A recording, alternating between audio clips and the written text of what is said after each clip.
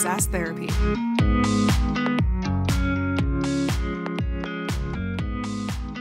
Hello, everyone, and welcome to another episode of SaaS Therapy, the show where we help you save your most important business relationships, your customers. I am Todd Kirk. I am your host. I'm joined by my lovely co-host, Casey Trujillo, and today we are joined by the Jasons.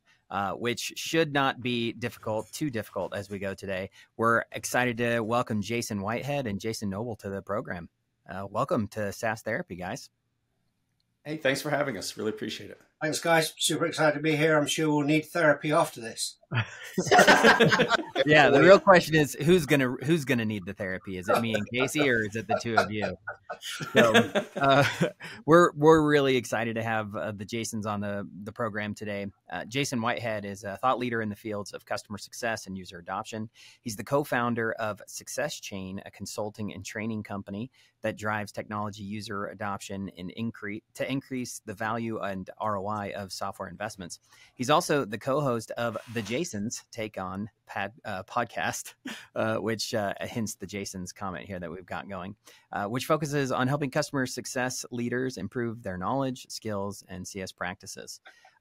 Then we've got another Jason that everyone needs to know. So Jason Noble is a recognized industry leader in customer success as well, and in technology services. And he spent the last 20 plus years helping organizations across multiple industry sectors, including financial services, retail, e-commerce, public sector, digital, media, and technology. I almost feel like there, Jason, we should have said the industries you did not work across. That's a lot. So that would have been good. Basically, his goal has been to help people be more customer centric and position customer success as a real growth engine.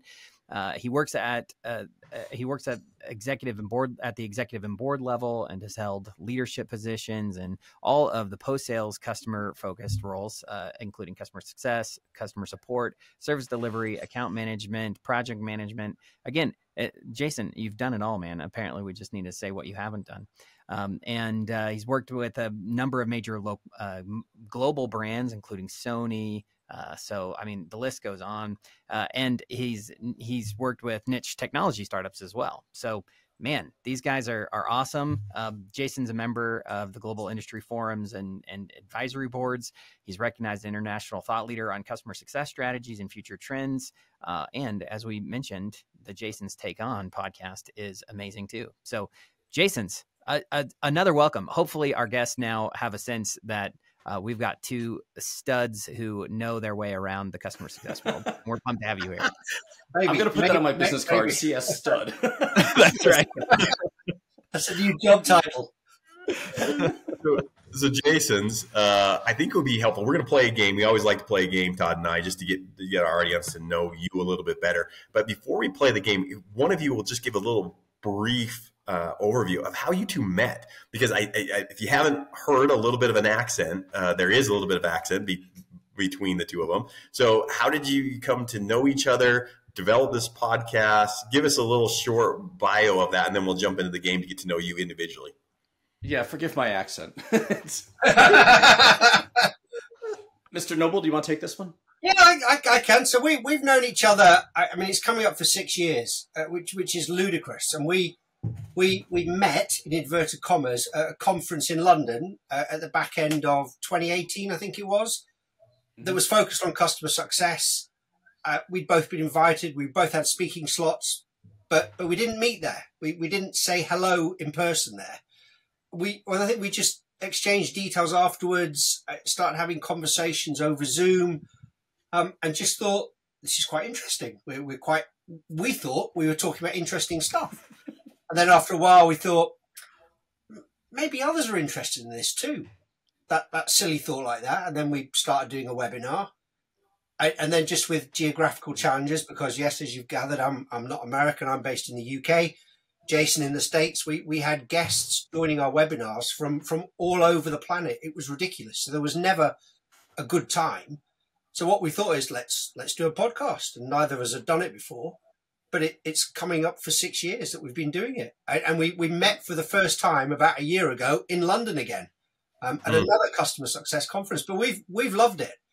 I think we were one of the first customer success podcasts, and just to think we've been going 6 years. It's crazy, but we have some great guests on. You know, we're going to reciprocate and do this with you guys on ours.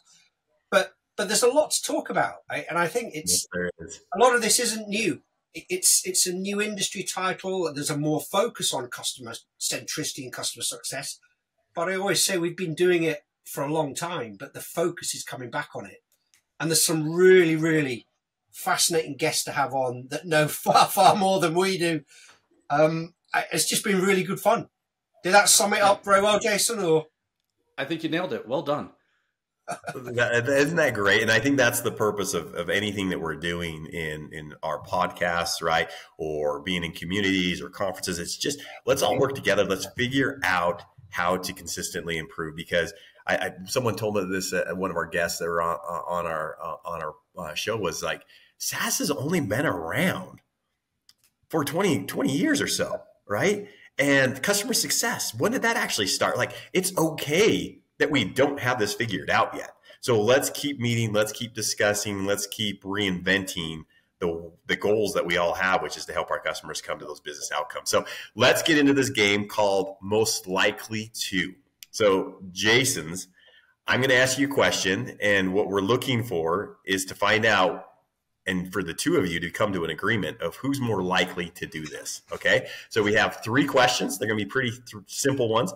But first question, who is most likely to send someone a snarky Instagram DM?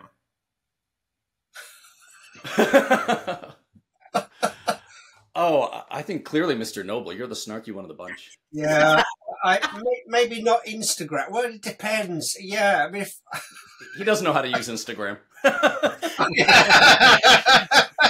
So you're not saying challenged. Yeah, thanks. I think it would depend if they said something that deserves a snarky comment back. Then yeah, absolutely. But I'd do it in a British polite way. I'm not going. Oh yeah, I mean with your accent, it just sounds awesome. It just sounds great. So yeah, that makes sense. Absolutely. Yeah, All and right. your accent really translates into DMs too.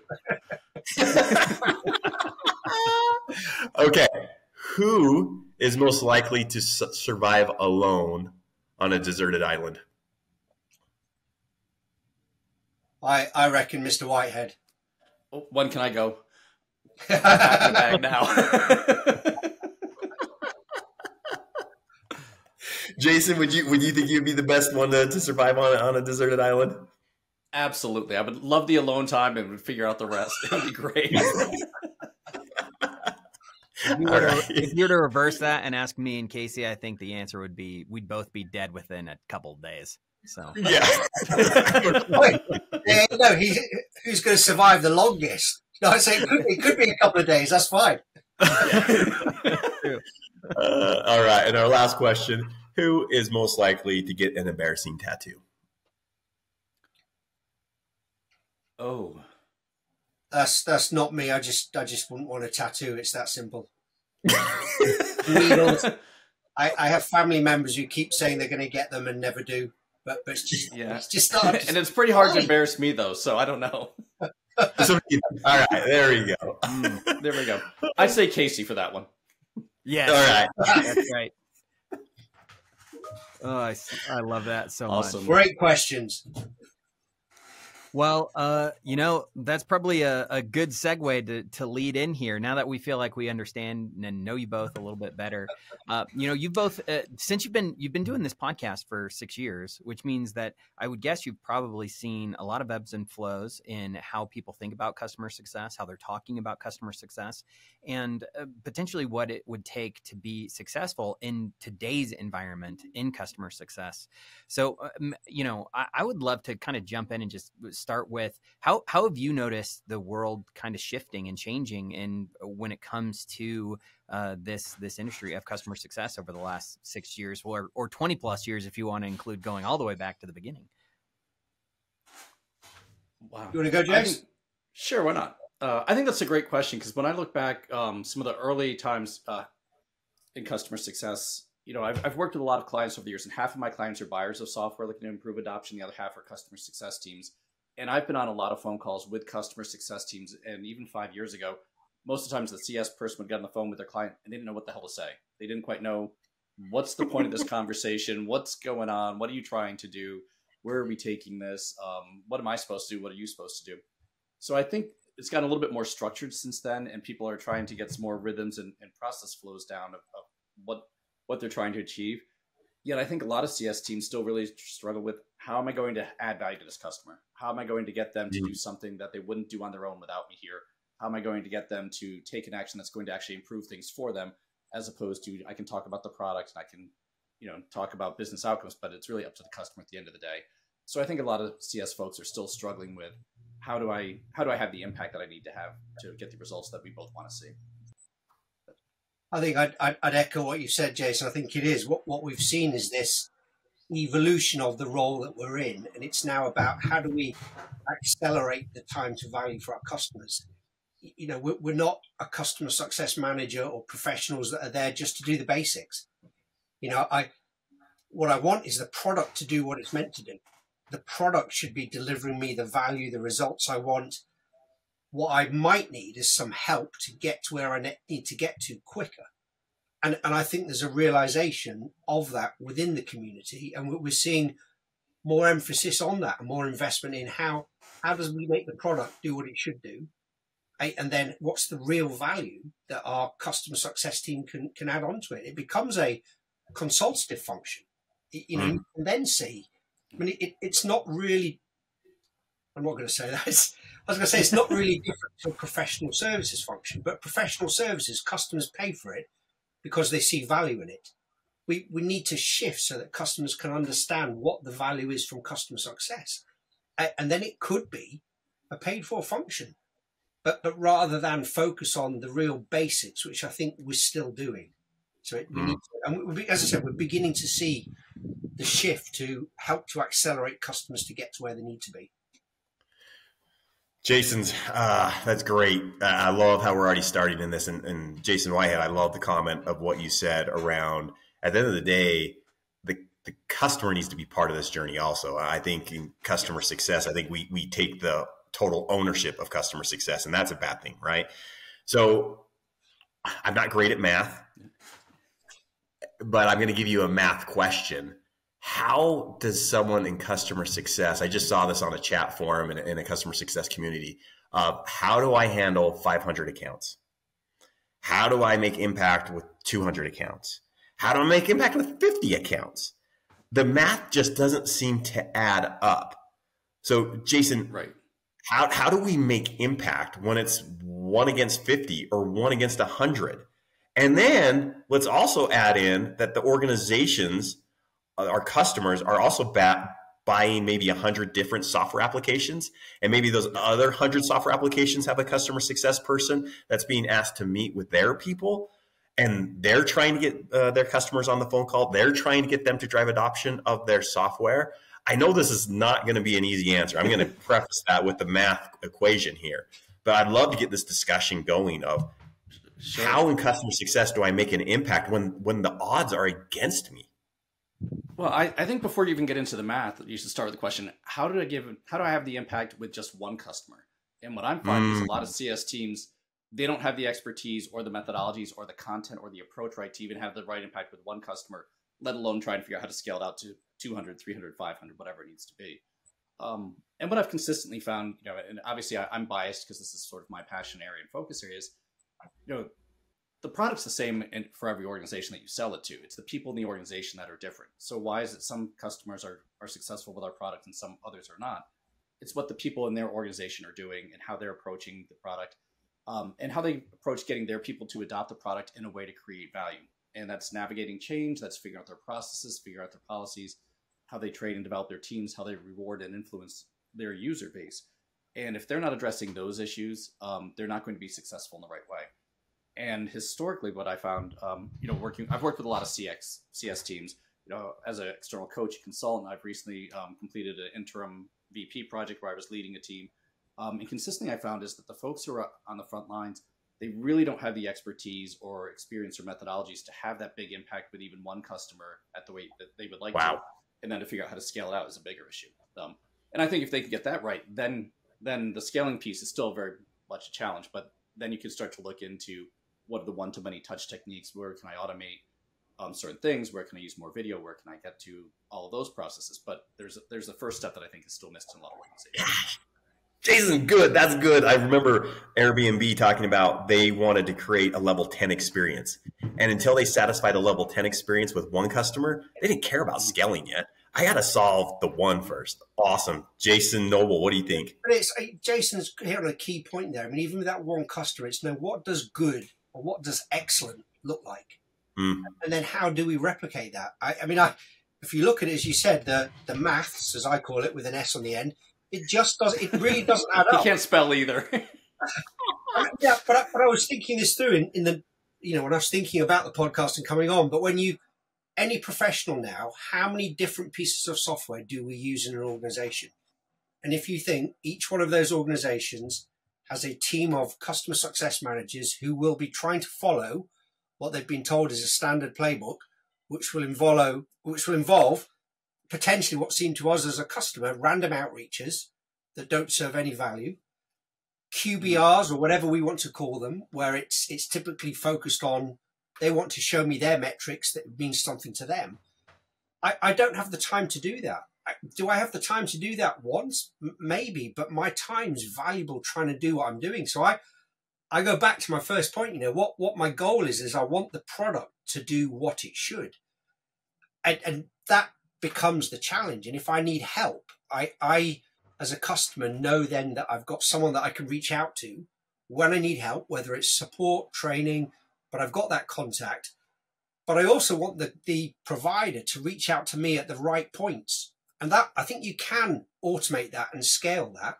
So again, as we said, when you know what good looks like, but know what the customer journey really looks like. When will I struggle? When I do this, what does it mean? What I'm seeing too much of today is they're clearly digital playbooks. You'll get an email from a CSM out of the blue about some feature that right now is irrelevant to me. Don't send me that. But that right now is happening more and more. And I think to Jason's point, what we're seeing is the guys on the front line perhaps don't have that experience that we need. We've got a great team of people that have got the right want, the right willing, the right attitude, but they don't have that kind of more senior experience. And what I'd like to see is those teams evolving and changing to understand what businesses really need. And I think there is a gap. If I'm selling a product, but do all my customers want the same outcome from that product?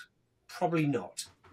How do I, and when you scale that up to tens, hundreds, thousands, you can't do it through personal relationships. You've got to do it through the product. So how do we augment the product as CS professionals to help do what the product's meant to do? That's awesome, Jason. One of my most viral posts on LinkedIn was an email I put on there. A customer had reached out to a SaaS vendor and said, "Hey, I want to get better adoption of your software. Help me." And the person responded with 10 different links of education resources they could go to. Now, I don't blame the CS person. Maybe this account wasn't high value to them. Maybe they have 500 accounts. But how hard would it have been to just had an automated Outlook quick part that responds and said, "Hey, that's awesome. What do you want to get better adoption with and why?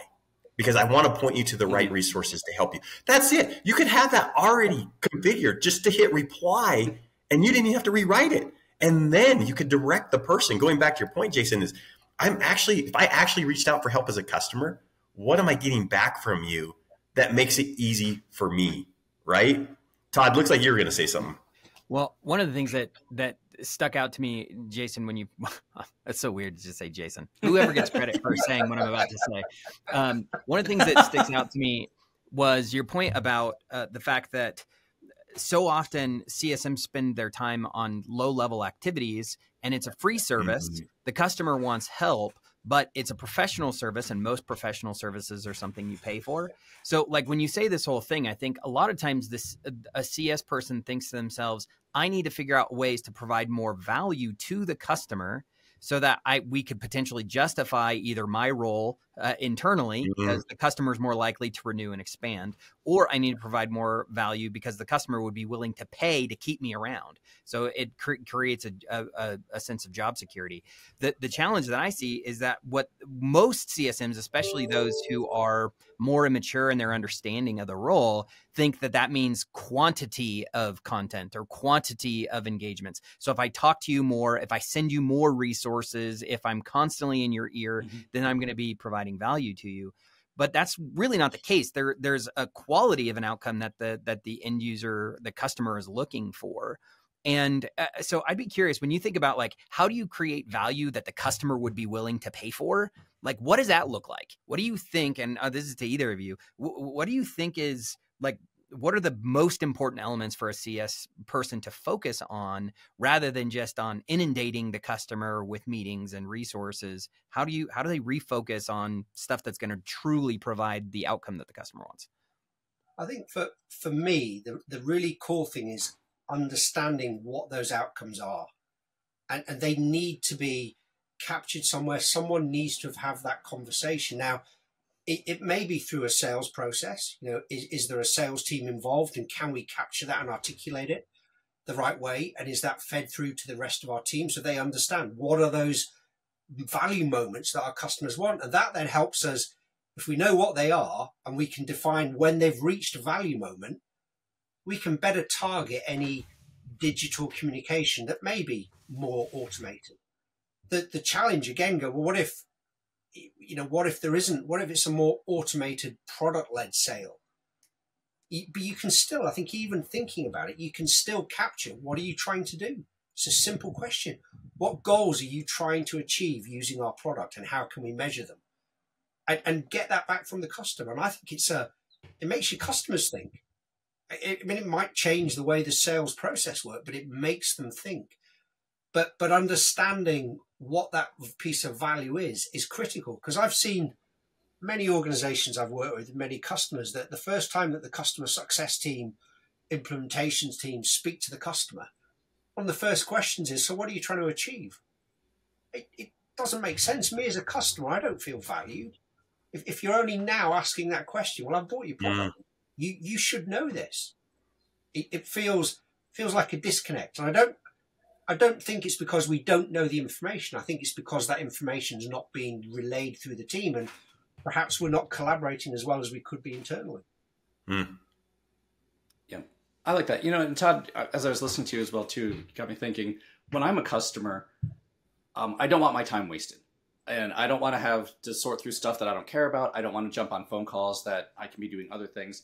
You know, I'm totally fine with automated tools and technologies if they're the right information with the right content at the right place. So if you can answer my question at the time of my choosing to my satisfaction quickly enough that I can move forward, you know, with my schedule, then I'm good to go.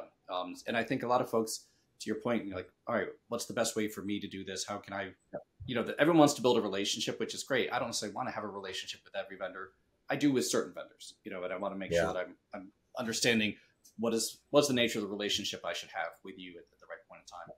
And it's not easy to get it right at scale and at mass to be able to do that with everyone. And obviously as the vendor, you know, you want to have a relationship to the extent that you think having a relationship will help you get them to adopt more and buy more and stick around as long as possible. But, you know, the time to build and invest in relationships is expensive as well too. So you're always trying to get that balance straight of, you know, where do I want to put resources versus I can put them somewhere else, kind of thing. So it's right. It's one of these, you know, we don't necessarily want to date, but we're kind of being forced to date. It's you know.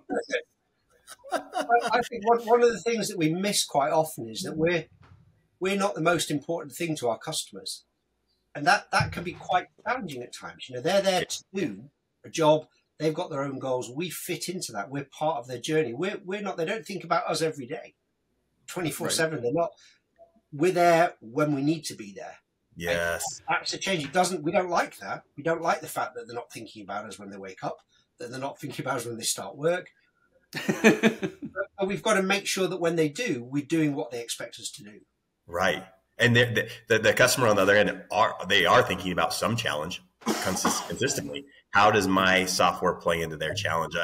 I'm curious on your guys' take on this. We had Dave Darrington on. He's a passionate leader in the customer education space.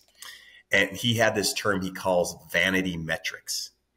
And what he says for customer education is, because it's easy, customer education just looks at metrics of how many people went to my academy, how many people went to the virtual instructor-led training, and I stick my chest out and I'm like, look at this, look what I did. And he's like, how does that make any impact in the business? How does that make any impact with our customers? He calls them vanity metrics because it's easy and it makes you look good. I'm interested, Jason's, in customer success. Are there any vanity metrics that customer success has and that they're measuring that actually doesn't move the needle, but it makes customer success feel good about themselves, so they tout it? Are there any vanity metrics in customer success that you would caution people to be aware of? I think there are a few. And I think going back to what I put earlier on, I think we too often focus more on those because lots of organizations are. We want to benchmark ourselves against. I mean, Net Promoter Score is a great example. I'm a big believer in it, and when it's done right, you can get a lot of insights from it, but it's not the score for me. It's about the trends and the details behind the score. Why did someone leave that? And it opens up conversations. That's the key thing for me, and to get that real deep insight. I don't just want the score. And I think too often organizations are looking for a score to benchmark themselves against someone else. The problem you've got when you try and benchmark a vanity metric as well is that no two organizations are the same. You could deal with different types of customers, different geographies, you've got a different team.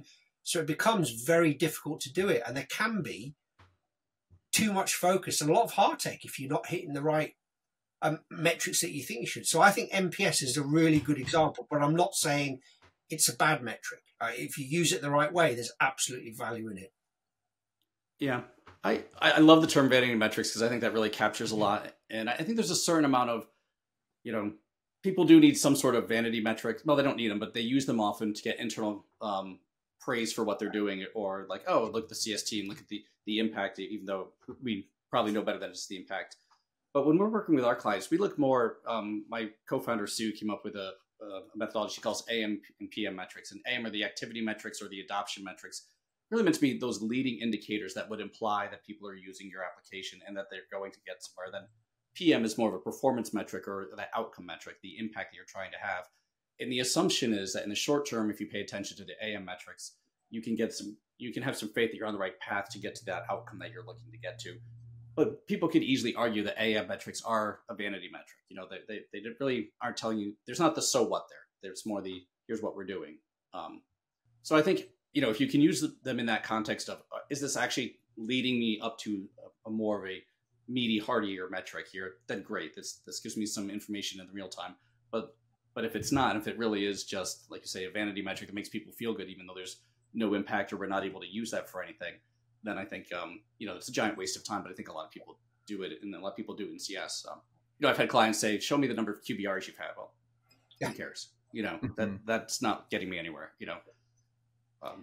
That's a really good example, the QBR one, because there are a lot of CS organizations that are targeted on the number of calls and number of QBRs you make, which does that help a customer? Back to our early point, probably not. Do our customers want QBRs? And I do think, to your point, Noah, if you're a customer and you've got 100 different pieces of software and everyone's competing for you, you're starting to see a lot of different flavors of customer success out there. You see a lot of different flavors of what is a QBR? Is this a good use of my time or a bad use of my time? And I'll give you my time once, maybe twice for a meeting, but if I perceive you as wasting my time in your QBRs, you're not getting a third one, kind of thing. So I think people are starting to realize that their customer success practice has to be competitive. It has to be effective, and it's not just enough to check the box that we have one. And I think a lot of people are really struggling with, how do we have a CS practice and program that's going to be a differentiator, and not just say we have it, but really show the impact that we're having. And I think, as you're seeing more and more of that, that's also going to filter into the initial buying decision. People are going to start, I've been saying this for 10 years, so maybe I'm ahead of my time still, but people are going to start to really say, show me the impact your post-sales resources has on my success, and I will factor that into the buying decision. But I do think as well, too, that there's a lot of issues on the buyer side where they're still not really asking the right questions of their prospective and current vendors. They're not asking enough about their internal teams that are implementing software to drive success. And I think that's the real room for improvement, is on the buyer side. Yeah, what I actually really love this idea of AM PM metrics. And one of the things that was, I guess, a little redundant because I know the M stands for metrics, but what you gonna do? Yeah. So this idea of AM and PM, I think, is really cool because but I think what I see there in the challenge that comes up so often is the SaaS vendor who's providing this service, the person who sold the software, they're the ones responsible for collecting and organizing the activity and the usage metrics of the software. But the customer is the one responsible for identifying the performance metrics. I mean, you don't have access to their Salesforce data to know if you improve sales. You don't have information from their ERP system to see if you reduce travel cost. You don't have you don't have access to the HR system to know if you reduced internal complaints or improved employee satisfaction. So if there is some outcome that the customer is trying to get from a performance perspective, they have that data and you have the activity data. So that's the first problem. And maybe I should stop there. But then I want to add this other one that I think is important to have a discussion around, which is if the customer owns performance and we have the data around activity, well, the real question is how do we connect those two? So we need to know, does activity impact performance? And then on the other side, this is the other piece, is what are the activities that we're doing that is impacting the activities inside of the platform too? So like it's just this messy gobbledygook sometimes for the customer to try to sort through because they don't know how to tie the activity to the business outcome. So like even if they are getting good usage, can they tie it to the performance metric? And then on the other side, what are the things that we're doing and they're doing to actually drive the change in the behavior that we have identified to know if we're getting the outcome that we want? So for the CSM, like, is the QBR actually helping with behavior? Like, there's no way to know. Is the learning that people are consuming, is that changing behavior? Like maybe, but most of the time that data is also disconnected. So like it's kind of a difficult field right now because that data is owned by different teams, sometimes within the organization and without, and there's not a really good way to tie it all together. So I'm just curious because I love this idea, but how do we unlock that? How do we tie that together? Have you seen any examples where people have been successful doing that? Great question, Todd. It's a complex one. And I think there are a couple things. You're right that there are certain activity metrics that are different, but in terms of the linking activity to performance metrics, I wrote a blog article about this a couple of years ago as well too. And in the absence of perfect data, and when we talk to a lot of our customers around, how are you going to measure success at your outcomes? What does that look like? Do you have the baseline data today? How will you see that improve? A lot of them don't know what they're going to measure or where to get to. So I think vendors actually have an opportunity here to suggest how to translate activity into performance metrics. And in the blog article, I talked about a study had been done, I think in the UK, Jason, so you're relevant to this. But the study was not about CS. It was actually, they were looking at the labels that they would put on like candy bars and sodas and all those things, are like the number of calories it had or sugar.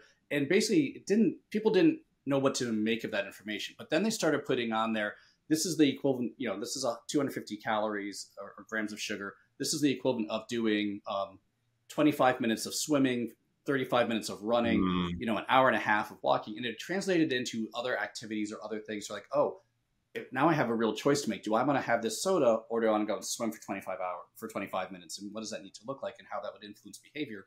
In the article, it was saying how people were making better choices because they saw what this performance translated into.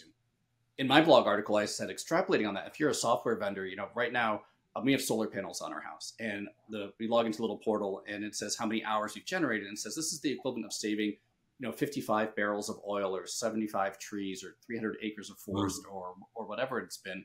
You can translate that into something meaningful. So I think vendors could actually be able to say, by using the system, if you achieve this number of usage, this is the equivalent of how many hours of work by CSM or how many dollars or something else. So if they can come up with a justifiable reason for how they come up with a translation of this volume of usage translates into this volume of business benefit for you, they could make a conceivable case to their customers at mass. And then they could obviously customize that for each customer. So that is one way to get around that issue, is sort of say, what does this actually mean? And what are the related metrics that we can translate this into? And yet a lot of organizations aren't doing that yet.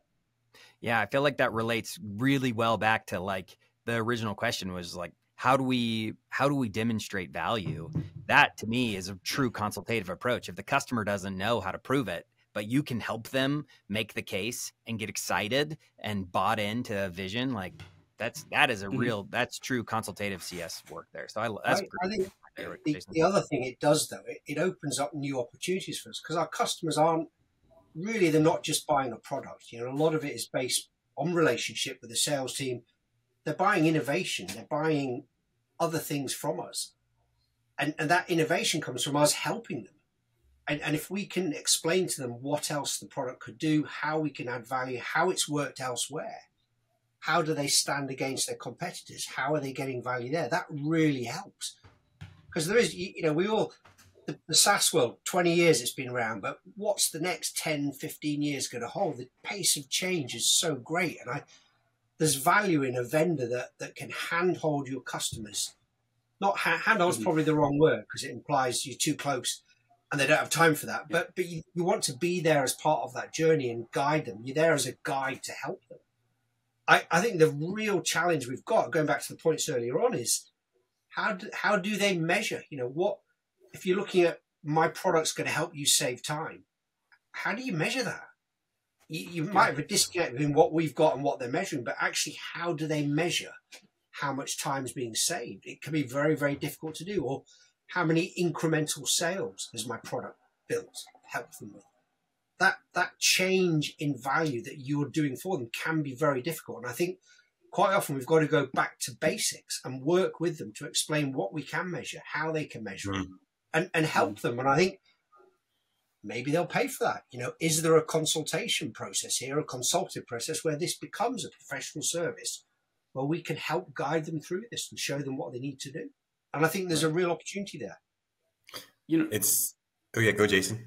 I agree with a lot of that too. One thing where I would take exception is that it's not just about what the product can do, but it's about what, through working with us, we get your organization to do. So if we get them to drive change and adoption, you know, with one organization I was working with, we actually realized that in their their kickoff calls, they weren't having any executives on. It was just administrators. So that was a concern. One of the first things we started to implement with them was, let's change that.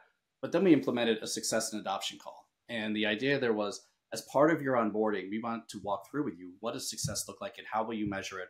What's the baseline now? Because really what they're telling you, this is my renewal criteria. This is how I'm going to make that decision a year from now if I'm going to buy more of your product or not. We kind of want to know that up front. And then from that, let's have that discussion about what are all the things that you need to do in your organization to drive adoption of this platform. What are the things, you know, not just about training people on how to navigate it, but how do you get people to give up their current work habits? Because I love what you guys were saying about, you know, this is changing behavior. What's their plan for doing that? What's their experience in doing that? Have they done this before? And what we realized is most of our customers, or especially in specialized departments outside of IT, they weren't used to driving change. They weren't used to changing behaviors in mass across their organization. They didn't know the first thing about how to approach that, or who should do it, or what's going to, you know, bite them in the ass 6 months down the road they should plan for now, those sort of things. And when we started to talk with them about that, feed that, we started to get them energized about, oh, there's a lot of stuff here that we need to do. And then they would actually go and do some of it. So I think there's a lot of opportunities there as well, too, is to get in that front end of the behavior change business. Yeah. And Jason, one of the things I'm passionate about is I understand why in customer success we say the word playbook so often, but I almost hate the word playbook, because what it's done is it's trained customer success to just say, well, give me the playbook and I'll follow the playbook. And I followed the playbook and the results didn't happen. And so it's not my fault. It's leadership's fault that the playbook wasn't great. I think we're training up a bunch of people to just follow a process. And I love how Netflix says, you can't just train people to follow processes, because you know what you're going to have? A bunch of people that would just follow processes and they don't listen to the customer. I think one of the major skill sets that's lacking in customer success is to come in with a consultative approach, asking great questions. One of the things I always consult my customers with is when someone says, hey, we don't feel like we're getting the product adoption, we don't feel like we're getting the product usage, your question right back to that person should be, how are you going to solve that? Because it's a you issue. It's not a me issue. I can't go do that. So how are you going to solve that? And it makes them sit back, just like Jason Noble just sat back and said, wait, what are you going to ask me? What you're going to do about it. And then I'm going to assist you. I'm going to guide you. I'm going to give you strategy around that about, I've had another customer take this approach. How do you think that would play in your culture? Those are the skill sets that are lacking, but I think we're doing our own damage by always saying playbook, playbook, playbook. What are your reactions to that? Am I off on that? And it's way okay to disagree with that. And I know Jason will send me a snarky DM after this. What's your thoughts on that? Casey, no snarky at all. I think you are spot on. And I think it is. We've all seen it. You get approaches from, it's a playbook. And it feels like one. It comes at the wrong time. It's not relevant to me. No one's paying attention to what I'm doing. No one understands me. And that is standard. And you're absolutely right about CS leaders. We've built a playbook because, hey, this is about scale. And we passed it on to our team. And quite often the team are given no empowerment to, well, step in when you need to, adjust when you need to. And the big problem with this goes back to our very first point is how do you scale this up? Even what Jason was saying, how do you, that adoption even what Jason was saying. But that adoption conversation, how can you do that with every single customer? It becomes very difficult and becomes a very costly exercise. But you then have to look at segments. You have to look at proper segmentation. What do our different sets of customers want? But I think you've hit the nail on the head that we're coming at this the wrong way around. And actually for a CSM, what makes my job really enjoyable, something I want to do and grow in, actually that consultative approach. That's actually really key because I get to understand what my customers are, what they're doing, what their industries are, how I can help them. I like you say that, they're not adopting. Well, how are they going to fix it? But start acting like a coach. Don't start just giving them directions. Act to them like a coach. Ask those difficult questions. And I think it changes your relationship with your customers. The big problem, I don't have the answer to this, is scale. How do you scale all this up? Because it all involves, by what we're saying, it all involves more human-to-human conversations right now. And I wonder, actually, is the way we're seeing with the development of AI, with large language models, you can see a conversation where it's not necessarily a human. You could have, perhaps, the right large language model, the right AI interaction could give me some of this information. That potentially could happen. I mean, right now, I've not seen any great examples of where we're in places where that can help. But that's a really possible future. Maybe there's an opportunity for CS teams to be part of that and help drive those models. What does good look like? I think also, coming back to what I was saying earlier, that I think there's a big issue on the buyer side. And when I talk with buyers of software, there's still a big disconnect, even from the nature of conversations they're having, because they're not asking, how do I prove value internally? The question of, what are you going to do? I think even one probably before that, or in addition to that, is who in your organization is going to do that? I remember, back in, I think it was around 2000 or so, I was working internally at Texas Instruments. I was hired to take over a failed CRM project, and it was an internal resource coming out of the consulting world, where it had always been my job to get the system live and then go home and on to the next project.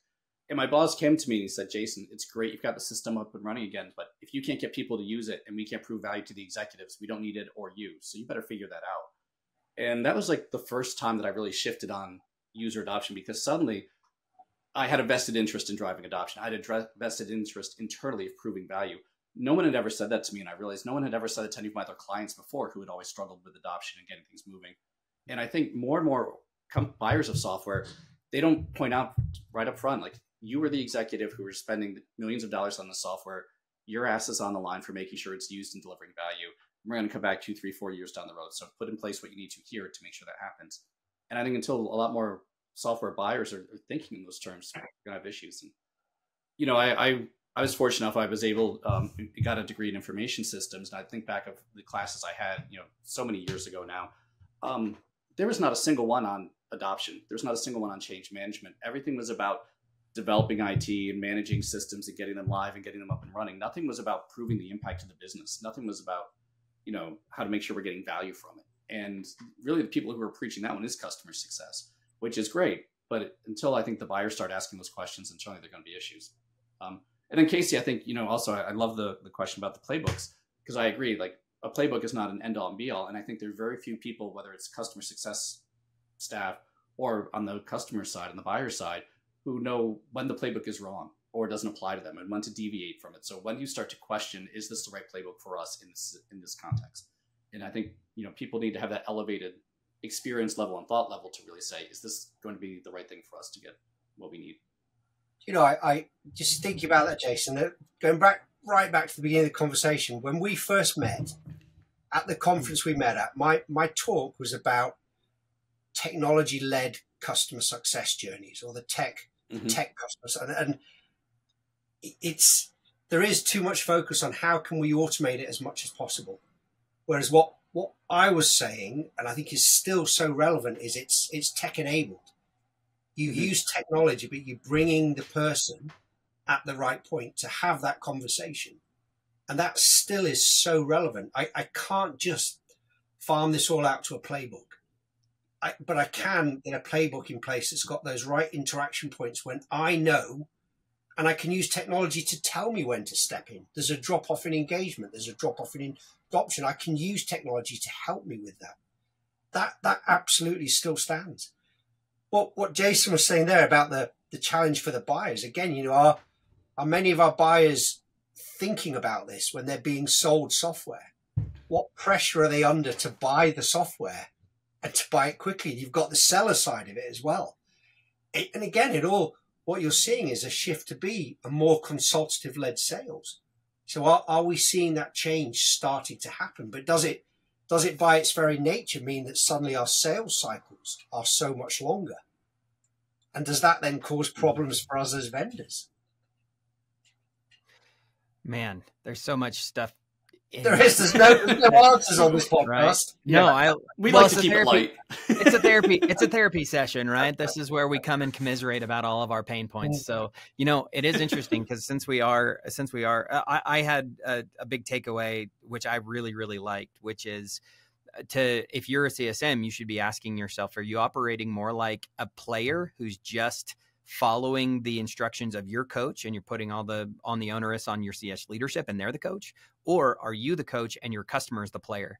And I actually think there needs to be a big mindset shift to say, CSM, your homework is to start thinking like a coach and making your customer the player rather than the player who's somehow going to impact the customer and the customer is the scoreboard. It's a very different mindset to have. So I love that insight. But as we wrap up here, we always ask our guests one final question because this is a SaaS therapy, right? Every good SaaS therapy has homework. I threw out my homework assignment that I'm going to take. If you could give our audience members any one homework assignment from this, what would it be? I'll start. Question your playbooks.